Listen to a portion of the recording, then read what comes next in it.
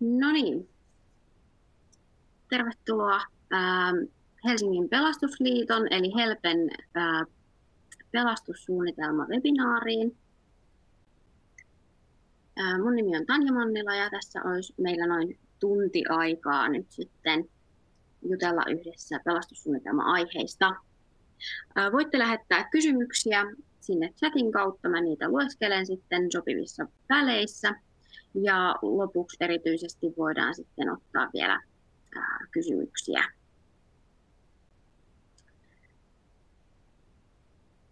Eli lähdetään liikkeelle. Olin suunnitellut tälle päivälle. Eli ensin pikkasen sitä lainsäädännön asettamia vaatimuksia sille pelastussuunnitelmalle läpi. Siitä syystä, että jos paikalla on myös sellaisia, joille tämä aihe ei ole niin tuttu, niin käydään ne ihan perusasiat kuitenkin läpi näin alkuun. Mutta sen jälkeen olisi tarkoitus ehkä enemmän puhua vielä siitä näkökulmista siihen suunnitelmaan, mikä sen tarkoitus on, miten sitä ehkä kannattaa ryhtyä laatimaan. Vähän siitä, että minkä näköinen siitä lopputuotoksesta olisi tarkoitus tulla. Ja sitten erityisesti haluaisin vielä puhua tuosta viestintäsuunnitelmasta, mikä siihen olisi hyvä sisällyttää, ja seurannasta ja säännöllisyydestä.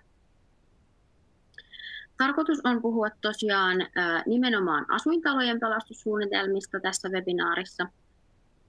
Tietenkin pelastussuunnitelma on laadittava myös hyvin moneen muunlaiseen kohteeseen, mutta pitäydytään pääasiassa siellä asuintalomaailmassa nyt sitten tänään. Ja tunti on aika lyhyt aika. Me ei tässä ajassa ehditä tekemään pelastussuunnitelmaa eikä käymään kaikkea siihen liittyvää asiaa perinpohjaisesti läpi, vaan sitä varten sitten on kenties syytä tulla erilliselle pelastussuunnitelmakurssille vielä, että jos aikeissa on tosiaan vaikka ryhtyä sitten suunnitelmaa itse tekemään ja laatimaan. Joo. Mennään ensimmäiseen aiheeseen tästä suoraan sitten seuraavaksi. Eli ihan alkuun tarkoitus on kerrata, kuten totesin, nämä lainsäädännön asettamat vaatimukset sille suunnitelmalle. Sen verran voisin vielä todeta, että mun tarkoituksena on käsitellä myös suosituksia. Ei pelkästään nyt sitten puhua siitä, että mitkä on lain asettamat vaatimukset, vaan varsinkin tämän osuuden jälkeen tulee paljon sellaistakin asiaa, mitkä on enemmän suosituksia. Eli en ajatellut pitäytyä nyt mitenkään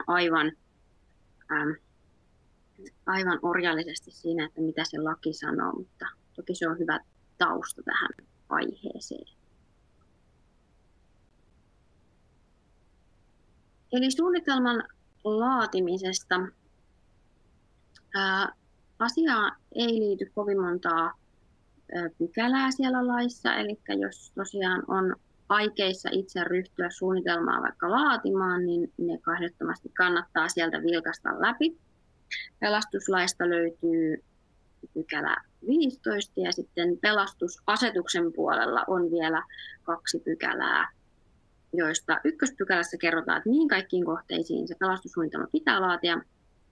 Ja sitten 2. puolella on pikkasen vielä siihen sisältöön liittyviä vaatimuksia. Ja ei käydä tosiaan nyt läpi koko listaa siitä, että minne kaikkialle on suunnitelma laadittava, vaan asuintaloista kun puhutaan, niin silloin rajana on tämä 3 asuinhuoneistoa samassa rakennuksessa. Tarkoittaa sitä, että tämä ei koske omakotitaloja, tämä suunnitelman laatimisvelvollisuus, eikä se koske myöskään paritaloja.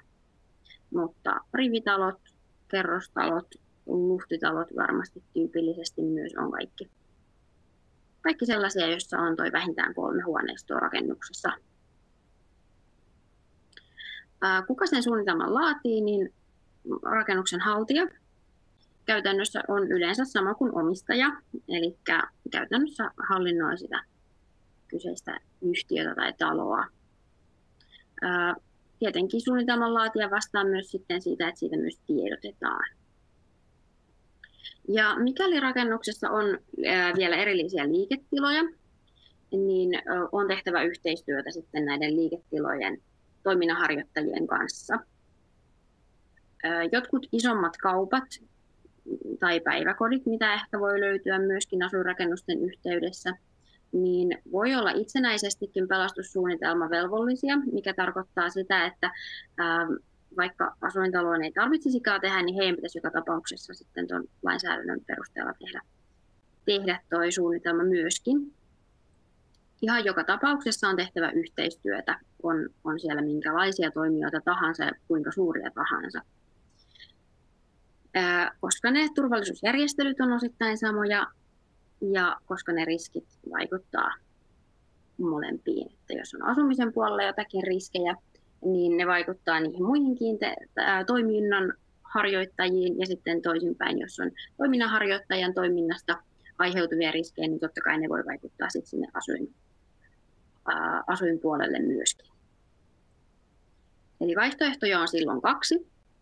Kummatkin tekee omat suunnitelmansa, jos on joku muu isompi toimija siinä ja tehdään yhteistyötä siinä asiassa. Tai sitten kenties suositeltavampaa on, että jos pääasiassa on asumisesta kysymys, niin tehdään yksi yhteinen suunnitelma, mutta sitten esimerkiksi liitteillä voidaan vielä tarkentaa niitä kummankin puolen erityisjärjestelyjä. Joo, suunnitelma on pidettävä ajan tasalla, eli sitä on päivitettävä. Siitä tulee vielä tuossa ihan lopuksi sitten vähän enemmän asiaa.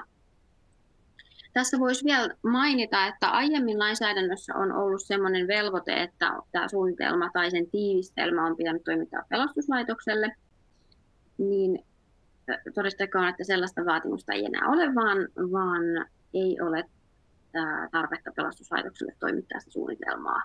Sitä saatetaan pyytää nähtäville, mikäli sinne kiinteistöön tehdään valvontaa muutenkin, ja siinä yhteydessä tietenkin se sitten pitää toimittaa.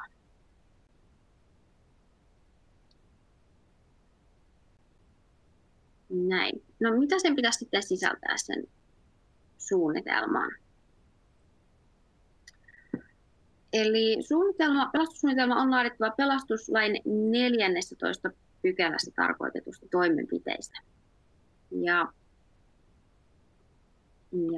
tässä on teille näkyville se pykälä 14. Eli omatoiminen varautuminen.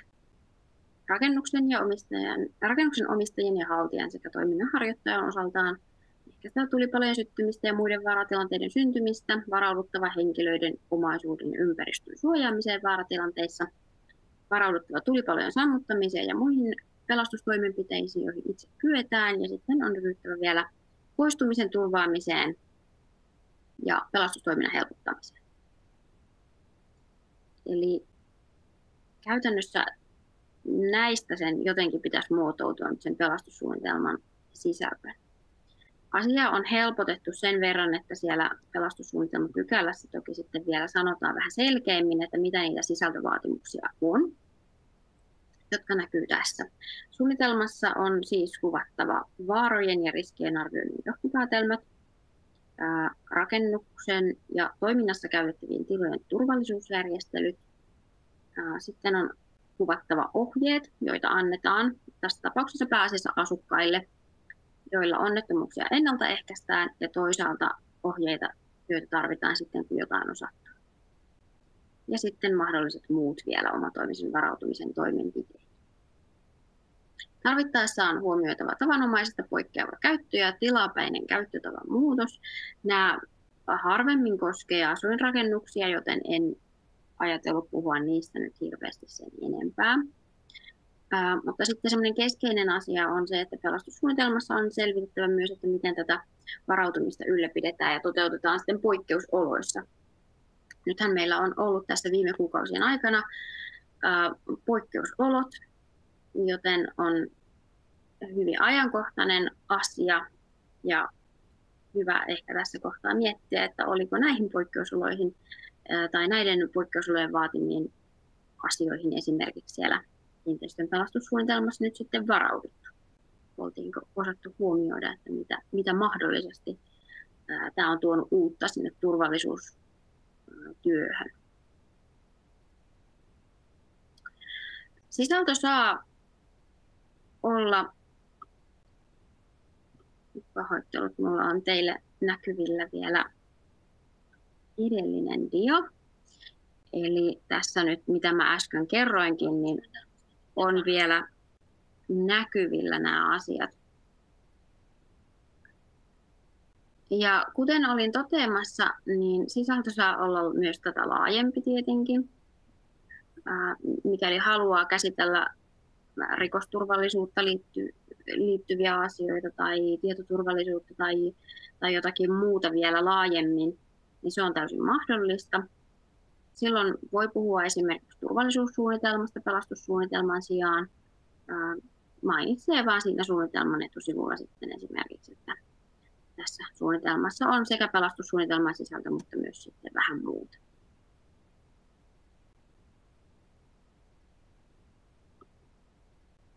Yes.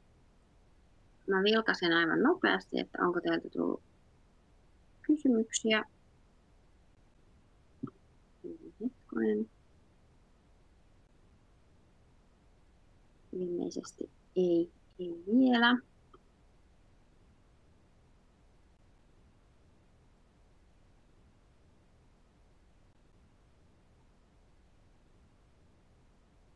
Joten jatketaan sitten tuosta seuraavasta aiheesta, eli siitä, että mikä on suunnitelman tarkoitus.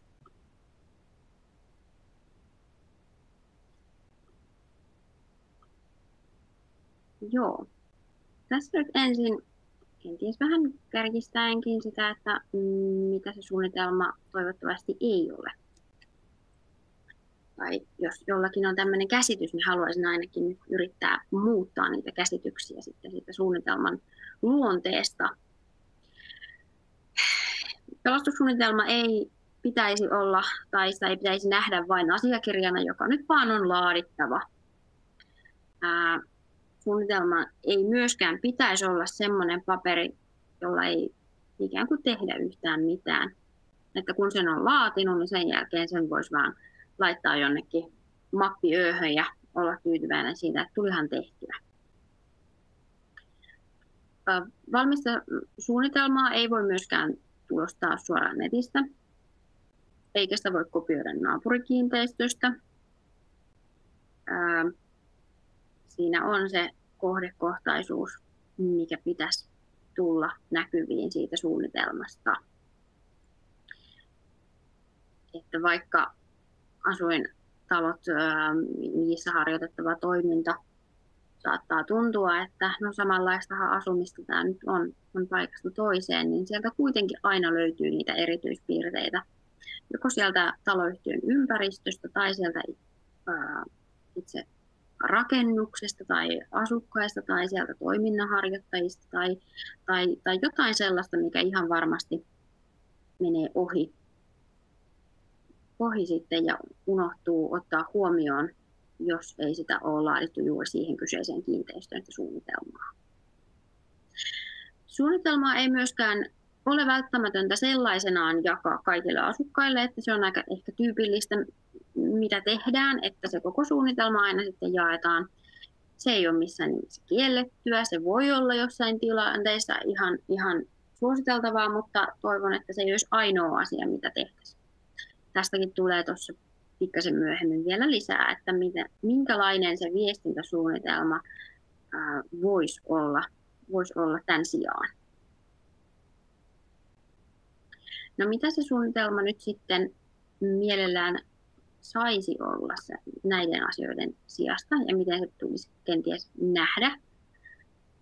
Niin rakennuksissahan on paljon sellaisia asioita, mistä pitää huolehtia. On lakisääteisiä velvollisuuksia. Tuossa me katsottiin sitä pykälää 14, mitä kaikkea se pitää sisällä, ja sen lisäksi siellä on rakennuksen omistajia ja haltijoita ja toiminnanharjoittajia koskevia vielä muitakin velvollisuuksia. joista on huolehdittava. Ja nyt se pelastussuunnitelma olisikin ehkä syytä nähdä dokumenttina, joka kuvaa sitä, että miten vastuutahot nimenomaan hoitaa näitä velvollisuuksia. Eli jos pitäisi tarkistaa, että teillä oli tällainen velvollisuus hoidettavana, miten te olette sitä suunnitelleet hoitavanne, miten te olette sitä hoitaneet, niin se tieto löytyy sieltä pelastussuunnitelmasta.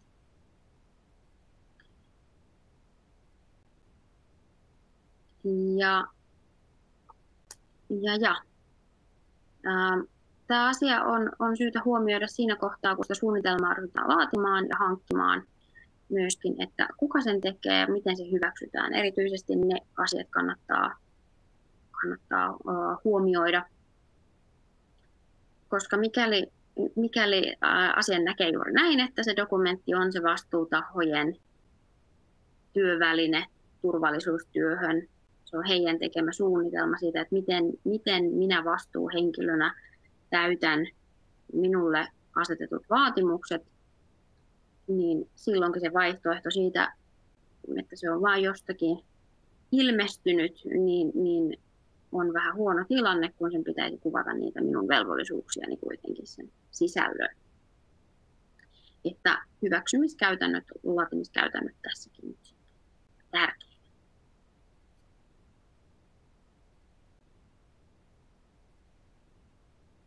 Joo. Minkä takia tämä sisältö nyt sitten pitäisi olla? Tästä lähtökohdasta, jos tätä mietitään, että se on dokumentti siihen turvallisuudesta huolehtimiseen vastuutahoille, niin vaarojen ja riskien arvioinnin johtopäätelmät oli se ensimmäinen sisältövaatimus, mitä sieltä suunnitelmalta haluttiin. No, omatoimista varautumistahan ei yksinkertaisesti voi tehdä, jos ei tiedä, että mihin pitää varautua. Eli vaarat ja riskit pitää olla arvioituna ja kaikki ne velvollisuudet, joista ollaan vastuussa, niin pitää olla tiedossa. Ja sen takia siellä pitää olla se kuvaus siitä vaarojen ja riskien johtopäätelmistä. Miksi siellä pitää olla kuvaus tilojen turvallisuusjärjestelyistä? No, niistä ei voi pitää huolta, jos ei tiedä, mitä kaikkea niitä järjestelyjä on. Jos me tiedetään, missä kulkee palo-osastojen rajat, me tiedetään, minkälaista turvallisuustekniikkaa on, niin silloin me pystytään asianmukaisesti huolehtimaan myös niiden kunnosta. Ja miksi siellä pitää olla ne ohjeet sitten vielä asukkaille ja muillekin tahoille? No sitä turvallisuutta, vaikka tässä puhuin, että vastuuhenkilöillä ja vastuutahoilla on paljon velvollisuuksia, niin ei ne yksistään pysty kuitenkaan sitä turvallisuutta takaamaan, vaan siihen kyllä tarvitaan ihan jokaisen asukkaan yhteistyötä ja osaamista, että se yhteinen turvallisuustaso pysyy sitten hyvänä. Kuka tahansa asukkaista pystyy jättämään sen palo-oven kulkiessaan auki, joten sen takia ihan yhtä lailla se on jokaisen heistä asia myöskin ymmärtää se sulkea, tietää mikä sen tarkoitus on ja huolehtia siitä. Ja se turvallisuuden ylläpitäminen tosiaan vaatii ihan kaikkia. Kaikkien toimia. Jokainen voi tehdä jotain tai jättää jotain tekemättä sellaista, mikä sitten vaikuttaa siihen turvallisuuteen.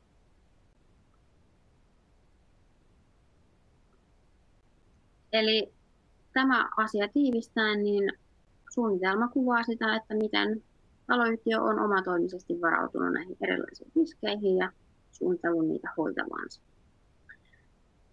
Haluaisin tässä painottaa vielä, että itse koen, että se suunnitelma on ennen kaikkea niiden vastuutahojen työväline siihen, että hoidetaan sitä turvallisuustyötä siten, kuten on vaadittu. Ennen kuin hyppään seuraavaan aiheeseen, niin vilkasin jälleen sitä kysymystilannetta ja ilmeisesti ei siellä vielä ole myöskään uusia kysymyksiä. Anteeksi, mä tarkistan ja todennäköisesti sähläsin myöskin sen. Noin. Hyvä. Mennään seuraavaan aiheeseen. Eli laatimisprosessiin. Tämä on tosiaan sellainen aihe, että mä toivoisin, että tähän olisi aika paljon enemmän aikaa kuin mitä meillä nyt tässä tänään on. Sen takia, jos on tiedossa, että haluaisin tai minun tehtävänä on nyt laatia suunnitelma, ja se tuntuu vähän epävarmalta, että miten sen asian kanssa lähtisi liikkeelle, suosittelen esimerkiksi pelastussuunnitelmatyöpajaan osallistumista, niin siellä päästään sitten vähän syvemmin sitä asiaa pohtimaan, että mitkä ne on ne hyvät stepit siihen. Tässä on SPECin malli. Tämä on SPECin pelastussuunnitelmaoppaasta. Itse ehkä pidän, että tämä on pikkasen yksinkertaistettu malli, mutta siellä ne keskeiset asiat kuitenkin näkyy näissä punaisissa palloissa. Eli siinä kohtaa, kun todetaan, että jahas, meidän on syytä nyt suunnitelma laatia, niin käynnistysvaiheessa on syytä lähteä miettimään, että okei, miten tämä koko prosessi hoidetaan ja ketkä kaikki siihen osallistuu. Suosittelen vahvasti, että sen suunnitelman laativat sellaiset henkilöt, jotka itse asuu siellä kyseisessä kiinteistössä, jos on turvallisuusvastaavia tai tiimejä tai muita vastaavia tahoja nimetty, niin se olisi heille oikein semmoinen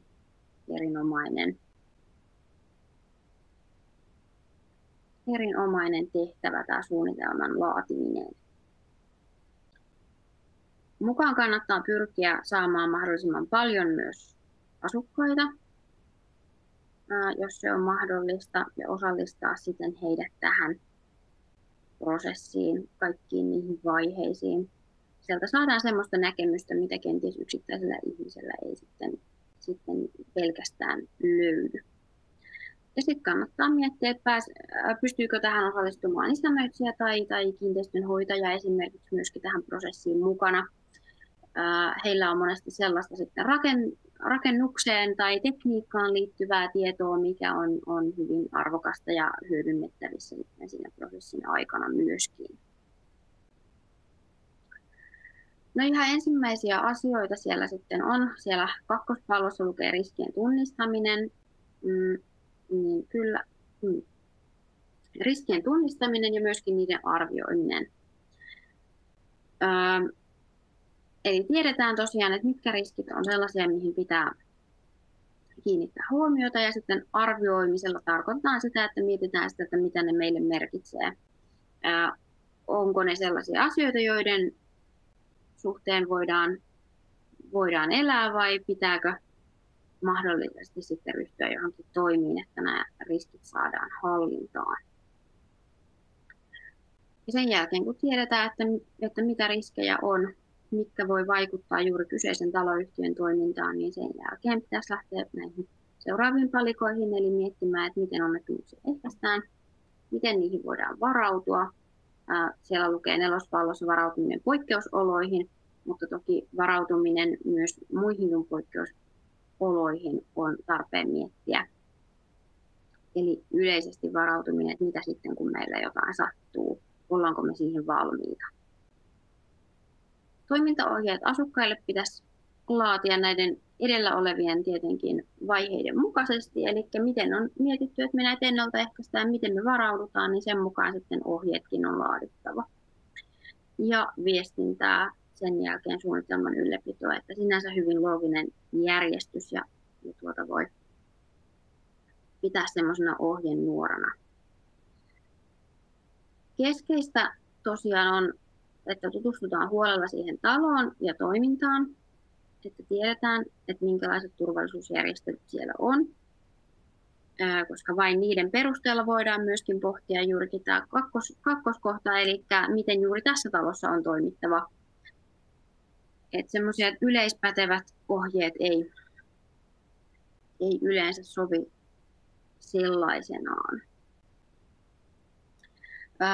Kaikkea ei tarvitse keksiä tietenkään itse. On olemassa paljon hyviä esimerkkiohjeistuksia, mutta niin kuin tuossakin lukee, niin niihin kannattaa suhtautua varauksella sillä lailla, että aina tarkistaa, että jos luen tämän ohjeen, niin sopiiko se meidän taloyhtiöön, sopiiko se näihin meidän järjestelyihin ja tarvittaessa niitä sitten on syytä muokata sen näköiseksi, että ne oikeasti sinne sitten pätee.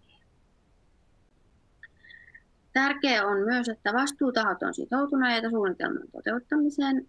Eli kuten totesin, niin tuossa turvallisuusvastaavat tai turvallisuustiimithän on oikeinomaisia tahoja tähän suunnitelman laatimiseen ja näiden käytännön asioiden hoitamiseen tämän asian suhteen, mikäli puhutaan vähän tämmöisestä isommasta yhtiöstä, missä näitä erillisiä tehtäviä sitten on. Mutta sen taloyhtiön hallituksen tai vastuuhenkilöiden pitäisi kuitenkin tietää, että mikä on sitten tämän vaikka riskien tunnistamisen ja arvioinnin lopputulokset ja minkälaisia toimenpiteitä niiden perusteella sitten pitäisi ryhtyä toteuttamaan. Näin.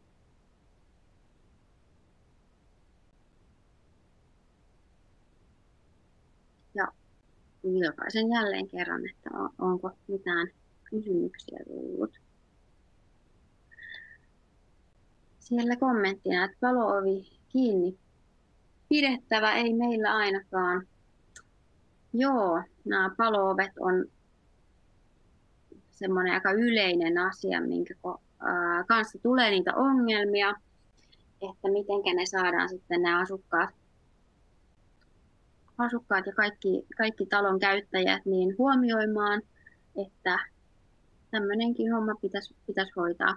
Suosittelen ehdottomasti niitä tarroja, mitä voi esimerkiksi laittaa oviin. Voi olla, että kysymys on siitä, että ei tiedetä, että siinä on palo-ovi. No, jos se tarra sieltä jo löytyy, niin sen jälkeen onkin haastavampi miettiä, että onko siinä kysymys sitten, että ei kuitenkaan ymmärretä vielä sitä, että mikä on se palo-oven ja palo-osastoinnin merkitys vai onko se sitten muuta välinpitämättömyyttä, mihin ehkä sitten jollain muunlaisella viestinnällä vielä pitäisi pystyä tarttumaan.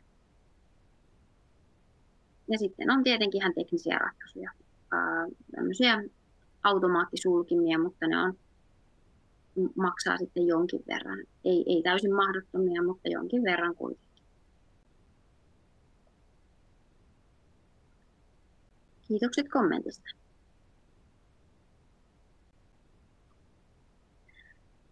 Mä hyppään seuraavaan aiheeseen, mikä mulla oli listalla,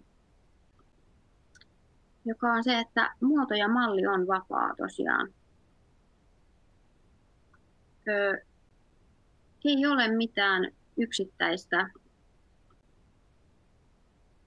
pohjaa, ei ole mitään lomaketta, ei mitään sellaista, mitä olisi tässä kalastussuunnitelman laatimisessa ehdottomasti käytettävä,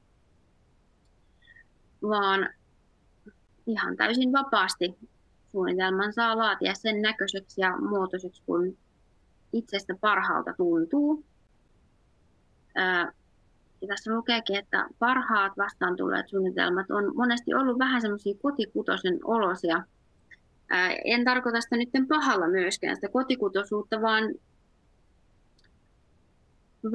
mitä itse olen kohdannut niitä suunnitelmia, niin tosissaan monesti ne kaikista parhaat, mistä näkee, että näissä on nyt oikeasti syvennetty tähän asiaan.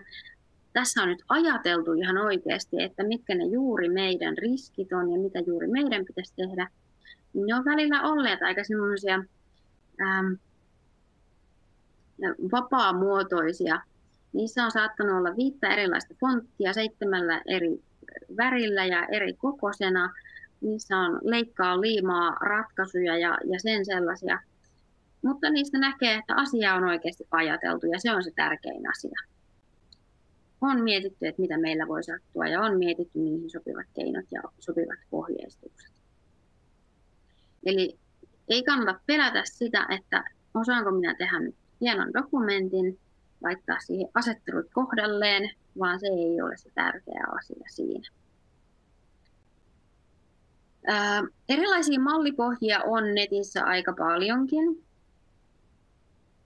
Niitä voi käyttää. Sekin on vähän hankala tilanne. Ymmärrän kyllä, että jos on vain tyhjä paperi edessä ja nyt pitäisi siihen jotain sitten tuottaa, niin näistä valmiista mallipohjista on ihan varmasti apua sen asian kanssa kyllä.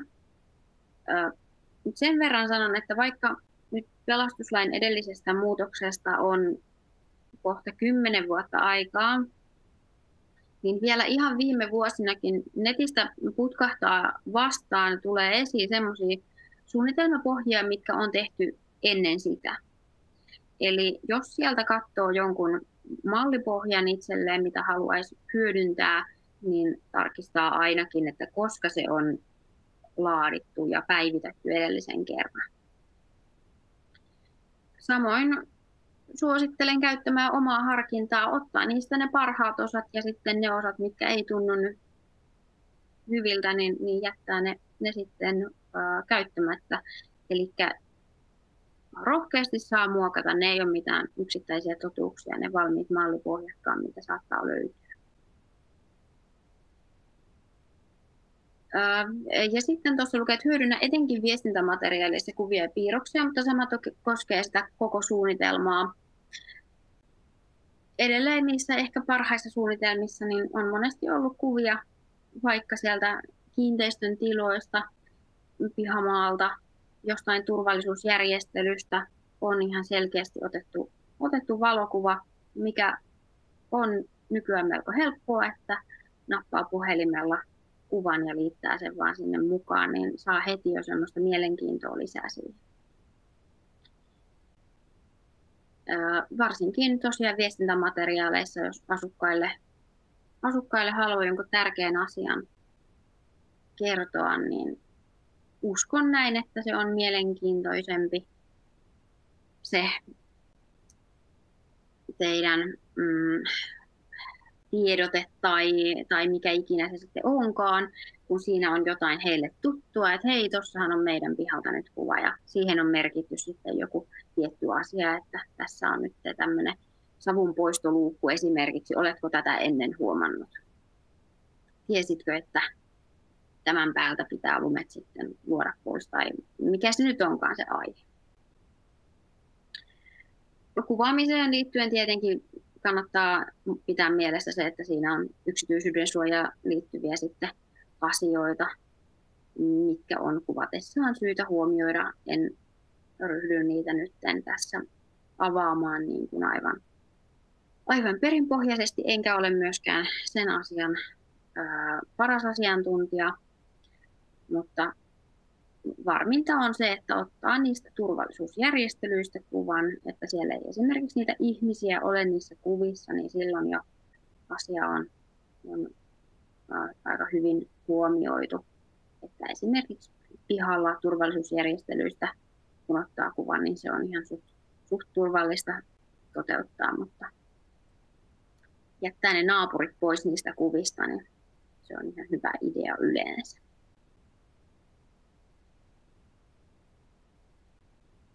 Ja jos joku kokee olevansa, haluaa vaikka piirtää sinne jotain omaa kuvaa tai kaaviota tai muuta havainnollistavaa näihin viestintämateriaaleihin, niin se on enemmän kuin sallittua, että niille sitä mielenkiintoa saa siihen dokumenttiin. Tärkeätähän se olisi kuitenkin saada semmoiseksi, että sitä jaksaa sitten myös lukea.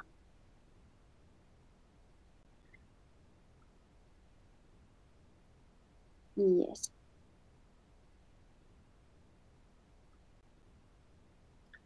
Joo. Sitten totesin tuossa alkuun, että ennen kaikkea, mistä halusin tänään myös jutella, on tämä viestintäpuoli, viestintäsuunnitelman laatiminen ja sitten se seuranta myöskin, mikä tulee vielä tämän jälkeen. Laittakaa rohkeasti sinne chatin puolelle kysymyksiä tai kommentteja, mikäli teillä sellaisia on mielessä, niin mä uskon, että meillä tuohon loppuun jää vielä hyvin aikaa sitten käsitellä niitä, mikäli teillä teillä mitään on mielessä, mihin kaipaisitte kommenttia tai vastauksia, niin parhain mukaan vastailen.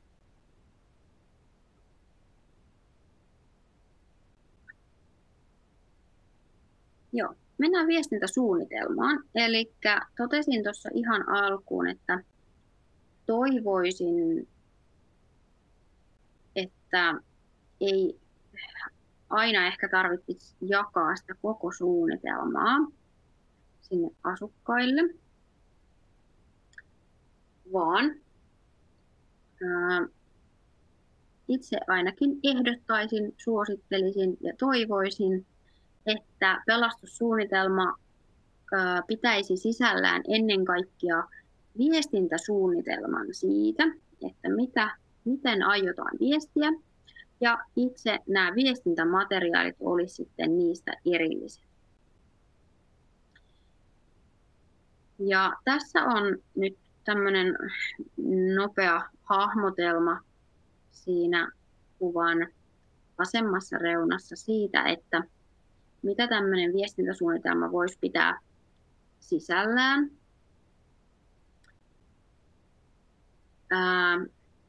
Ensinnäkin olisi syytä tehdä jokseenkin perusteellinen pohdinta siitä, että kenelle ollaan viestimässä sitä turvallisuusasiaa.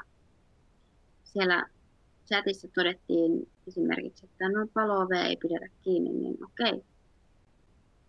Mietitäänpä, kenelle meidän pitäisi ensinnäkin tämä viesti saada perille, että tämä palo-ovi on nyt tärkeä asia ja se on pidettävä kiinni. Oleellista on tietenkin huomioida ne asukkaat, muut tilojen käyttäjät, jos on niitä liiketiloja, niin ketkä niissä liiketiloissa sitten toimii ja käy asiakkaina myöskin, niin he on sitä kohderyhmää. Sen lisäksi mahdollisesti isännöitsijä, huoltoyhtiö, siistiä, muut alihankintana hankitut palvelut, niin mitä heidän pitäisi tietää näistä turvallisuusjärjestelyistä ja ohjeista, mitä on annettu. Eli asukkaiden lisäksi niin syytä on huomioida myös näitä muita ryhmiä. No sitten seuraava kysymys on tietenkin se, että no miten heidät tavoitetaan. On tosiaan aika yksinkertainen tapa tavoittaa asukkaat ja aika varma tapa on se, että jaetaan se suunnitelma tietenkin nyt sitten niihin asuntoihin ja sen takia sitä varmasti tehdäänkin. Se on semmoinen yksinkertainen ja selkeä tapa asukkaiden tavoittamiseksi. Mutta sen lisäksi voisi miettiä, että onko muitakin keinoja.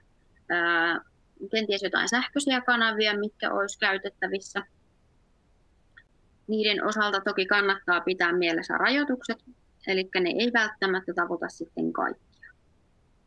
No sitten on ne kiinteistön tilat tietenkin, ja ne on erinomainen paikka osa siitä tiedottamisesta hoitaa siellä. Itse en ehkä suosittele sitä ilmoitustaulua ensisijaisesti. Jos mietitään, että kuinka usein pysähdytte siihen ilmoitustaulun eteen itse jotakin lappua lukemaan, niin väitän, ettei se nyt ole semmoinen kaikista tehokkain paikka, mistä aina tulisi lueskeltua sitten niitä lippuja, lappuja. Ja lukuun ottamatta ehkä sitten jotain semmoista uutta ja näkyvää ja selkeästi, että tässä on nyt muuttunut joku, niin ehkä semmoista sitten käy siinä lukemassa. Vai onko harjoituksia, koulutuksia, mitä muuta voitaisiin? Miten se kohderyhmä tosiaan tavoitetaan? Tässä nyt on paljon erilaisia vaihtoehtoja, mitä en varmaan ole osannut itse edes miettiä, niin tunnette parhaiten sen oman talonne ja sen asukkaat. No onko siinä viestinnässä jotain muuta erityistä huomioitavaa, on sitten seuraava kysymys. Aika paljon kursseilla esimerkiksi kysellään, että mistä löytyisi erilaisia kieliversioita. Pelastuslaitosten sivuilla on jonkin verran tällaista materiaalia, mikä on käännetty valmiiksi useammalle kielellä, niin ne on syytä hyödyntää esimerkiksi. No sitten seuraava kysymys on se, että mistä asioista tietenkin olisi syytä viestiä. Eli nyt sieltä suunnitelmasta pitäisi sitten pystyä myös täsmentämään ne asiat, mitkä on sitä asukkaille kaikista keskeisintä viestittävää sisältöä. Anteeksi, ihan pieni hetki. No niin. Ja sitten viimeinen kysymys on se, että kuinka usein sitä viestintää kenties pitäisi tehdä.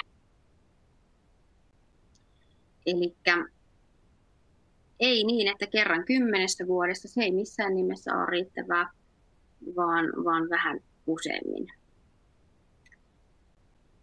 Ja mielellään tosiaan niin, että sitä viestintää tehtäisiin enemmän pienissä paloissa kuin siten, että se suunnitelma menisi kerran kaikille ja ajateltaisiin, että se olisi sitten sillä hoidettu ja kuitattu se viestintä.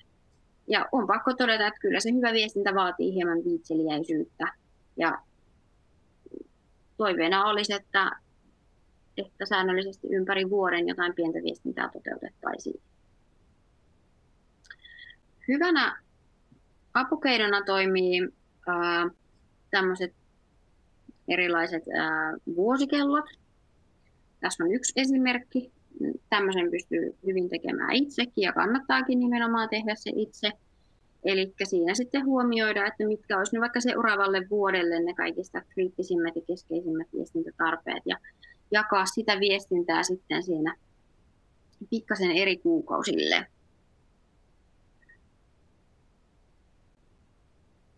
Se tietenkin tarkoittaa sitä, että niitä kaikkia tärkeitä aiheita ei välttämättä mahdu yhdelle vuodelle, eli seuraavalle vuodelle kannattaa tehdä jo uudenlainen suunnitelma.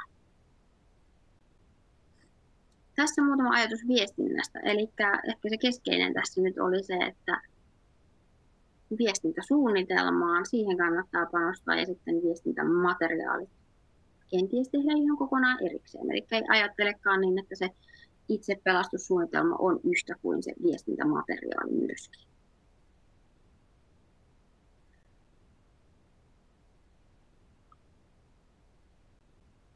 No niin. Tuossa oli vielä toi vuosikello. Minä tarkastelen samalla chattia ja pahoittelen, että vaihdan teille näköjään pikkasen hitaasti noita dioja. Se ei ole tietenkään tarkoitus, mutta on niin monta erinäköistä ikkunaa tässä auki, että meinaa joku aina niistä unohtua.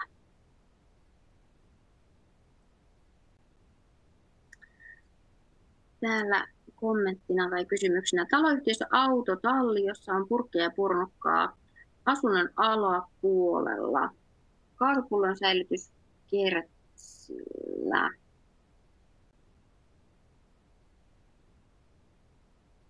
Saanko tarkennuksen, mitä tarkoittaa kertsillä? Tarkoittaako parveketta vai jotakin muuta? Joka tapauksessa autotalli, jossa on purkkia ja purnukkaa asunnon alapuolella. Eli ymmärrän nyt, että kysymys kuuluu, että voiko ne toimia, voiko siellä säilyttää näitä. Riippuu vähän purkista ja purnukasta. Ja myöskin siitä on kysymyksessä 1 tai 2 auton talli. Silloin säilytysrajoitukset on vähän löysempiä. Ja autohalli, ehkä tämmöinen vähän isompi, missä on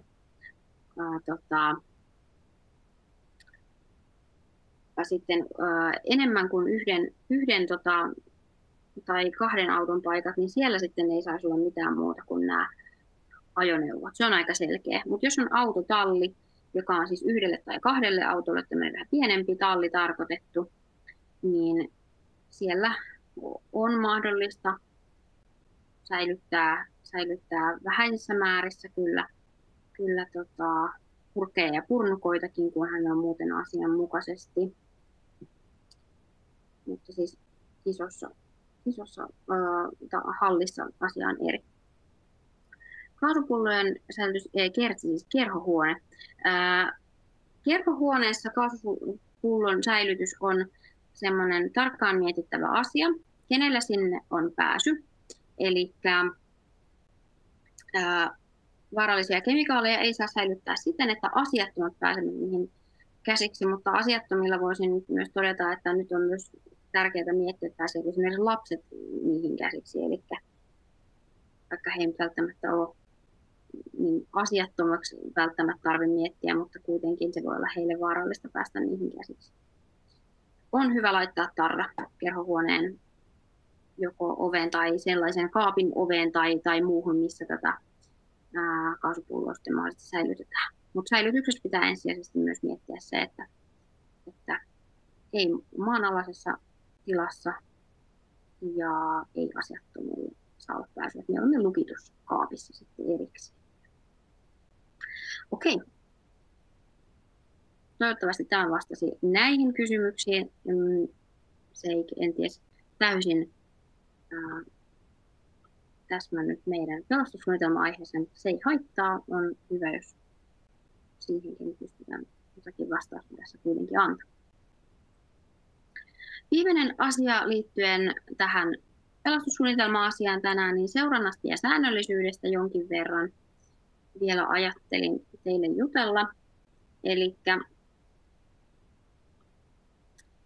Elikkä suunnitelmathan on tehty toteutettavaksi ennen kaikkea. Jos kuvitellaan, että teette suunnitelman vaikka hienojen juhlien pitämiseksi, niin ettehän te jätä sitä asiaa siihen, että tein hyvän suunnitelman. Tässä kerrotaan, minkälaiset juhlat meille tulee ja mitä niiden toteuttaminen vaatii, vaan kyllähän te myös toteutatte sen suunnitelman. Ja nyt se keskeinen asia siinä pelastussuunnitelmassakin on se, että se suunnitelma olisi tarkoitus toteuttaa.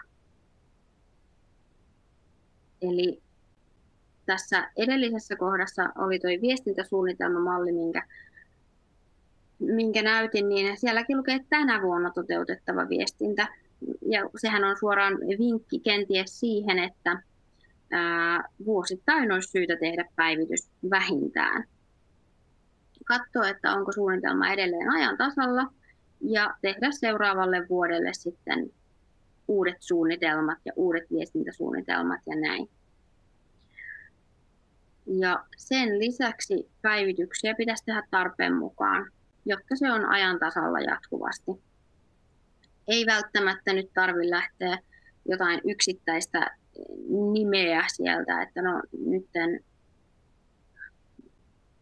jos kuvitellaan, että olemme sopineet syyskuussa, että päivitetään pelastussuunnitelma, mutta elokuussa tai heinäkuussa nyt sitten turvallisuusvastaava Möttönen vaihtuukin turvallisuusvastaava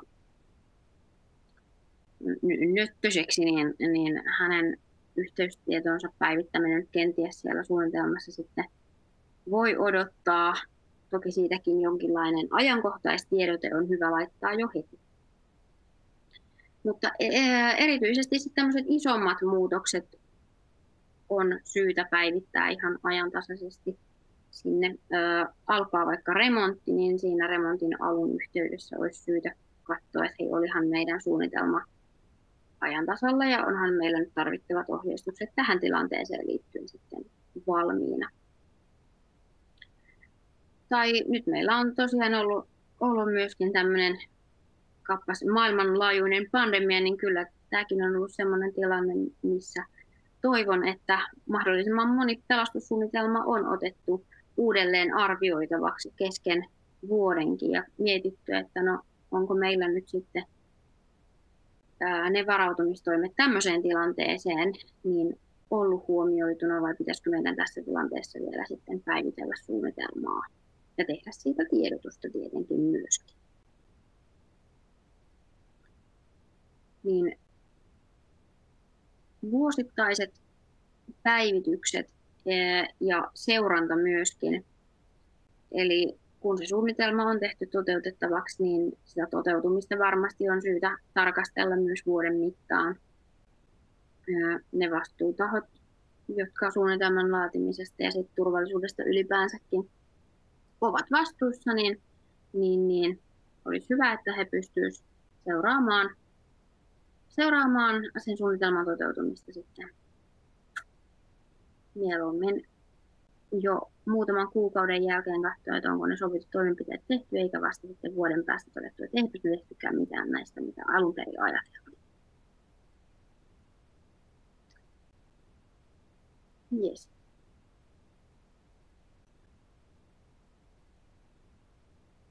Olisiko teillä tähän vaiheeseen nyt kysymyksiä? Aika pitkälti ne asiat, mitä halusin tänään tässä yhteydessä niin puhua, niin käyn nyt läpi. Mä vilkaisen sitä chatti-osio jälleen ja nähdäkseni täällä ei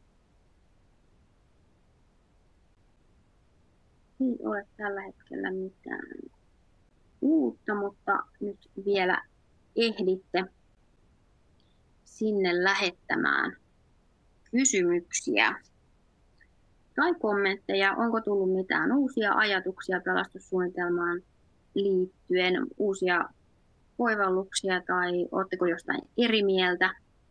Kuten totesin tuossa aiemmin, niin tarkoitus ei ollut nyt käsitellä vain ja ainoastaan ikään kuin niitä täysin lakisääteisiä velvollisuuksia, vaan vähän antaa myöskin sellaisia suosituksia siitä, että miten sitä suunnitelmaa kannattaisi lähestyä ja sen laatimista lähestyä, minkälaisia ehkä hyviä käytäntöjä voisi tässä viestimisessä ja seurantaan myöskin tuoda mukaan. Tosiaan laittakaa kysymyksiä, minä maltan odotella niitä hetken, kertaan teille vaikka siinä odotellessa vielä helpen näitä kursseja pikkasen, eli mitä on saatavilla. Eli asuinkiinteistön turvallisuuskurssit. Ensinnäkin on peruskurssi, joka kestää 9 tuntia, joko yhden päivän tai kaksi iltaa. Se on semmoinen peruskurssi tosiaan. Siellä käydään perusteellisesti sitten läpi sitä perusteita, mitä liittyy tähän taloyhtiön turvallisuuteen. Sen lisäksi on väestönsuojan hoitajakurssia. Jos talosta löytyy väestönsuojaa, niin ehdottomasti suosittelen erikseen käymään tämmöisen väestönsuojan hoitajakurssin. Sinne vaikka parikin ihmistä kurssittamaan, niin silloin on myös jatkuvuus hallittu. Ja nämä kurssit löydätte tuolta helve.fi-sivuilta, mitä on sitten tulossa. Ja lisäksi, jos esimerkiksi nyt tämän webinaarin jälkeen olette sitä mieltä, että haluaisin kyllä enemmän vielä kuulla pelastussuunnitelmasta tai vaikka turvallisuuskävely olisi ajankohtainen meidän taloyhtiö, siihen toivottakin tarkempaa ohjeistusta, niin sekin on mahdollista, että tuolta helpe.fi niin löydätte sähköpostiosoitteen, niin sinne kannattaa laittaa vaikka erikseen vielä viestiä. Ihan rohkeasti, että hei, olisin tällaisesta kiinnostunut, niin näitä räätälöityjäkin kursseja sitten kyllä järjestetään. Nyt tietenkin kevät on ollut kurssien järjestämisen kannalta aika poikkeuksellinen, mutta eiköhän tilanne pikkuhiljaa sitten näidenkin osalta ala palautua normaaliksi. Ja toki näitä webinaareja ollaan nyt sitten muuta myöskin järjestetty juurikin tästä syystä, kun nämä normaalit kurssit ei tässä kevään aikana nyt ole voineet sitten normaalisti pyöriä.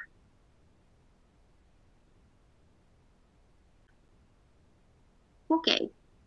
Ilmeisesti ei ole uusia kysymyksiä tullut chattiin. Siellä on Lasse laittanut, olisiko tuo palo-ovi sopiva tiedotusasia? Se olisi juurikin sitä. Kyllä. Siitä voisi tehdä ihan semmoisen omanlaisensa sitten tiedotteen tai posterin, mitä ikinä te keksittekään, että mikä olisi se sopivin tapa sitten asiasta tiedottaa juuri sille teidän kohderyhmälle, eli niille asukkaille ja tilojen muille käyttäjille. Mä toivon, että käytätte rohkeasti mielikuvitusta ja keksitte myös uusia tapoja tähän tiedottamiseen ja muuhun sen ei tarvitse aina olla tiedote tai tarra tai muu. Te voitte keksiä siihen ehkä jotain ihan uuttakin ja innovatiivista. Kokeilkaa rohkeasti, mikä toimii, ja jos löydätte jonkun tehokkaan tavan esimerkiksi saada ne palovet pidettyä kiinni, niin jakakaa sitä tietoa muillekin, koska ette ole yksin tuon ongelman kanssa, sen voin luvata kyllä.